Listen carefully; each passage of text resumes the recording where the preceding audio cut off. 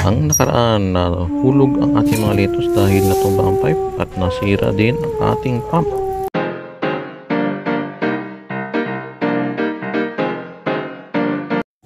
Hello guys, welcome na naman sa isang panibagong episode ng ating pagtatanim ng lettuce. Last time na hulog ang ating mga lettuce dahil umikot ang ating pipe. So dahil hindi siya na-secure, at ngayon nilagyan natin ng temporary ng lubid muna dahil wala tayong clip para pang hold ng ating pipe. Ayun, ito ang ating drainage system. Kung napapansin niyo po, ito po ay 38 days na po ang ating lettuce at malapit na rin po siyang i-harvest. So ayusin natin yung pipe at babalik natin siya sa proper function niya. Unfortunately, ng sunod na araw ay ating inspection ulit ng ating system at napansin natin na hindi na gumagana ang ating pump dahil natuyuan siya ng nakaraang araw.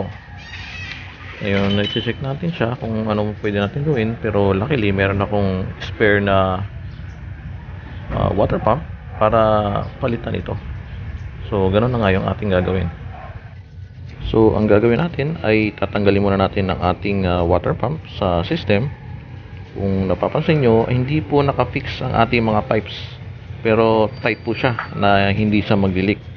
Importante po yon kasi kung meron pong mangyari ay maaari po natin mapalitan at matanggal lahat. Kaya naman po sa advice ko sa mga future na mga magtatanim po is siguraduhin nyo pong nakasecure ang inyong mga pipes para hindi po ito bumaliktad o umikot at hindi mabuhos ang tubig. So ang gagawin natin ngayon ay tatanggalin natin ang pipe at kung napapansin nyo ay meron po yung suction cup sa ilalim para hindi po siya mag-vibrate at matanggal sa ating connections. So yun po, tanggalin po natin siya at papalitan po natin ng bago. Sama pong paalala, bago po natin tanggalin ang ating water pump sa ating reservoir, siguraduhin po natin naka-unplug po ito. Mahirap nang makuryente.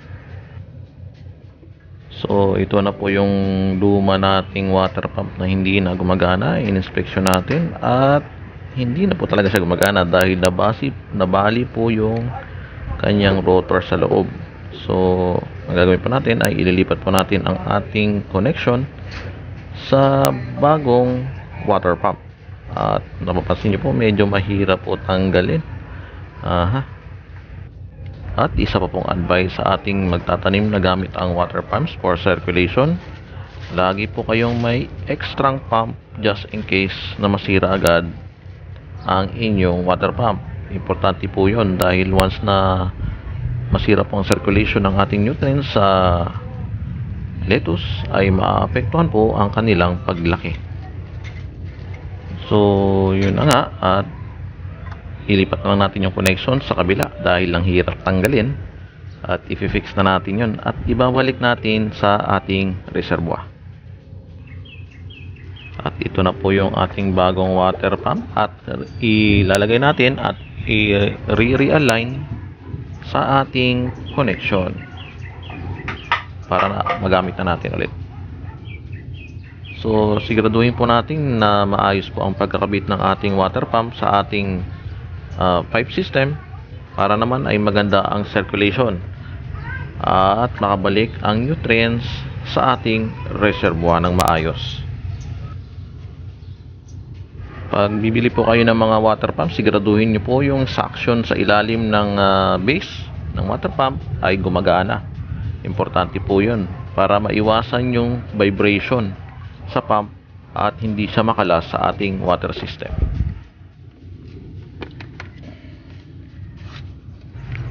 Kung na-fix na po natin ang ating water pump, ay ipa-plug na po natin ang kuryente ng water pump at para matestingan natin kung gumagana po siya.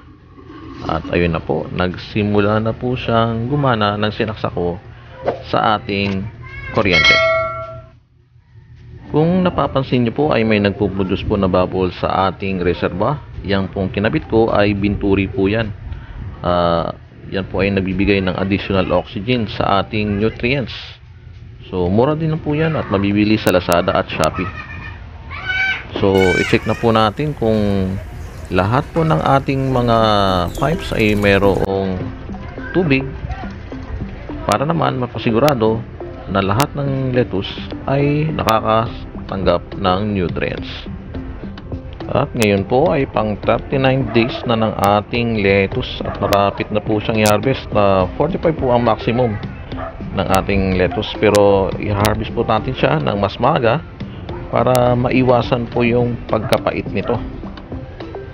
So malapit na po ito, ready to harvest na siya. Kung napapansin nyo po ay may dalawang variety pa akong tinanim. Dito po sa may baba ay mukhang petsa na yan, ay romaine po yan na lettuce, at ang sa taas po ay tourbillon. At nakaready na rin po ang mga binhi natin na ipapalit once na mag-harvest po tayo. Importante po yan dahil napapaisip po natin ang planting season ng ating lettuce. At ito na nga po ang pang 43 days ng lettuce natin. So i-harvest na po natin siya early in the morning. Importante po na ma-harvest po natin siya ng maga, at kung maaari ay hindi pa nasisikatan ng araw. Ang isang reason doon ay nababawasan po yung pait ng lettuce. Ang kagandahan po sa pagtatanim sa soil system o hydroponics ay madali po natin siyang ma-harvest dahil hindi na po natin kailangan linisin ang mga ugat. Puputulin na natin po siya sa may mga cup, tapos ibababad sa tubig ng sandali para naman kung ilalagay na natin siya sa kanyang plastic ay hindi siya basta-basta matutuyo sa pagtransport sa ating mga suki. Marami nagsasabi na mahirap daw magtanim, pero ang totoo niyan, madali lang po. Ang kailangan lang po natin ay mag-aral at sumali sa mga grupo na interesado po rin gumawa ng mga ganitong bagay.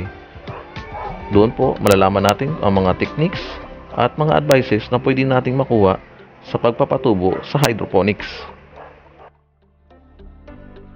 Ang isa pong kagandahan ng pagtatanim sa greenhouse ay hindi na po tayo gagamit ng pesticides. So maiiwasan po natin ang mga chemical sa ating mga pagkain. At ipa-plastic po natin individually ang ating lettuce sa biodegradable plastic. At titimbangin po natin sila para na ma-deliver natin sa ating mga suki. So, ayan na po yung ating mga na-harvest. At salamat po sa mga nanood at sumuporta po sa akin. Ito na po yung ating harvest. Actually, ito na po yung ating second harvest ng pagtatanim ng lettuce. Maraming salamat!